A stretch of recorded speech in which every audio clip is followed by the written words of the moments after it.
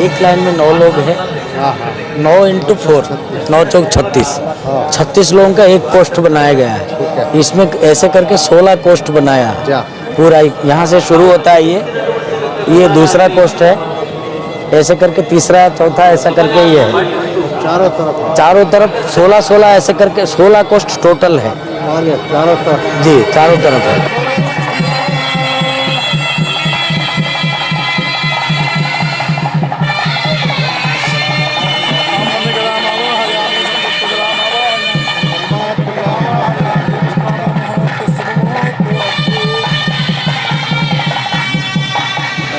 Sir, आपका तिलक पत्रिका में बहुत बहुत स्वागत है और अभिनंदन है, और इस यज्ञशाला में भी आपका बहुत बहुत स्वागत है। धन्यवाद। अब आपने पूरी तरीके से देख लिया इस यज्ञशाला को, समझ लिया है कि ये कलयुग का महायज्ञ क्यों है। देश दुनिया को आपके शब्दों में आप बताइए कि इसकी महिमा। अपने वैदिक काल से ही इस प्रकार के हमारे ऋषि मुनि जो दृष्टा थे, जिन्होंने भगवान की वाणी को, वेद के जो ऋचाएँ हैं उनका साक्षात्कार किया, दृष्टा बने, और उसके आधार पर आज वेद उपनिषद से लेकर के तमाम ग्रंथ और उन ग्रंथों के आधार पर इस प्रकार के विभिन्न अनुष्ठान जो इस भारत भूमि के लिए ही नहीं तो पूरे इस पृथ्वी पर, जिसको हमारे आज की सनातन धर्म, सनातन समाज, सनातन संस्कृति, जिसमें रहने वाला भारत के अंदर समाज आज दुनिया में, उन सनातन धर्मियों को दुनिया में आज हिंदू के नाम से जाना जाता है। तो ऐसे हिंदू समाज की जो परंपराएं हजारों नहीं लाखों वर्षों से जो चली आ रही हैं, और अलग अलग प्रकार है उसका, अलग अलग उद्देश्य है उनके, परंतु अलग अलग उद्देश्य और अलग अलग प्रकार का यहाँ सामूहिक स्वरूप दिखाई दे रहा है। यहाँ सतचंडी रुद्र भी हो रहा है, रुद्राभिषेक का भी पाठ हो रहा है। यहाँ पर ऋग्वेद और चारों वेदों के, यजुर्वेद, सामवेद और अथर्ववेद, चारों के पारायण भी हो रहे हैं।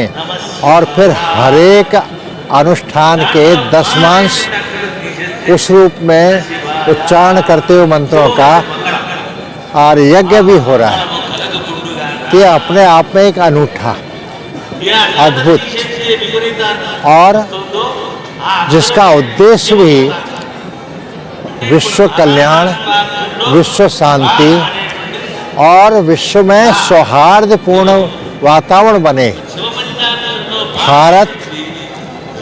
भारत की धरती, भारत की संस्कृति, भारत का समाज ये सशक्त, सबल और निर्दोष बनकर के, जो हिंदू समाज को भगवान ने एक जिम्मेदारी दी है, दायित्व दिया है कर्तव्य निभाने के लिए, और वो है संपूर्ण विश्व में मानव मात्र नहीं तो प्राणी मात्र का कल्याण, जिसको आज भी हिंदू समाज, हमारे पूर्वजों ने तो किया, पर आज भी हमारे समाज में कोई भी अनुष्ठान धार्मिक होने के बाद ये उद्घोष होता ही है।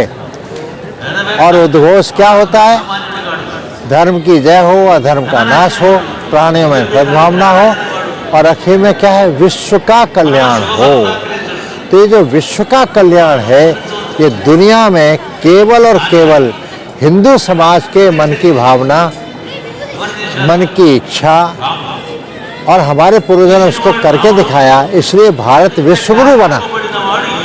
आज वर्तमान में और आने वाली भविष्य में पीढ़ी हिंदू समाज की इस मूल उद्देश्य को समझकर, अपने पूर्वजों का मार्ग पर चल करके, अपने कर्तव्य को समझ करके फिर से अपने परिवार, अपना समाज, अपना देश, अपना धर्म और अपने संस्कृति का कल्याण करते हुए, उत्थान करते हुए विश्व के कल्याण के लिए यह वर्तमान और नई पीढ़ी भारत की इसके योग्य बने, समर्थ बने, इस प्रकार के अनुष्ठानों से उसका मन बनता है, इस प्रकार का वातावरण बनता है।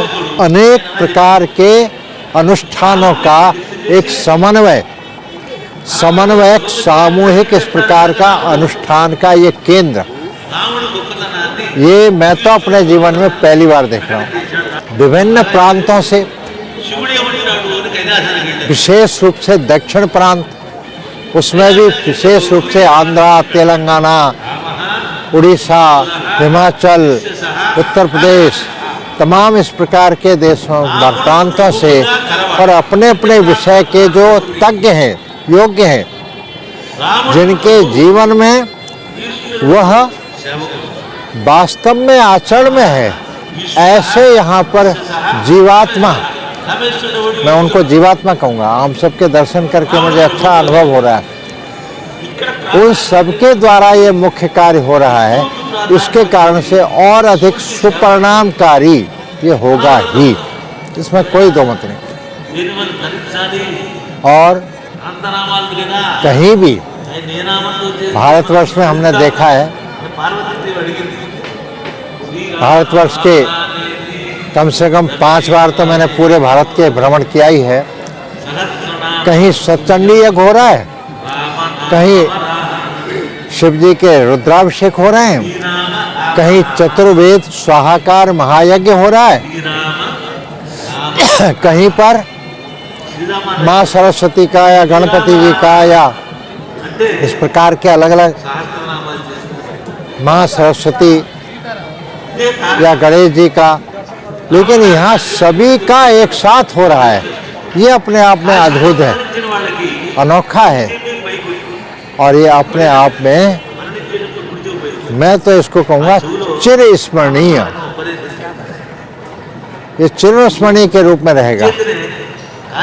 और इसका परिणाम निश्चित रूप से भारत समाज पर, हिंदू समाज पर और दुनिया में इसकी लहरें वेव्स जाएंगी और उसका प्रभाव आएगा, ऐसा मैं मानता हूँ।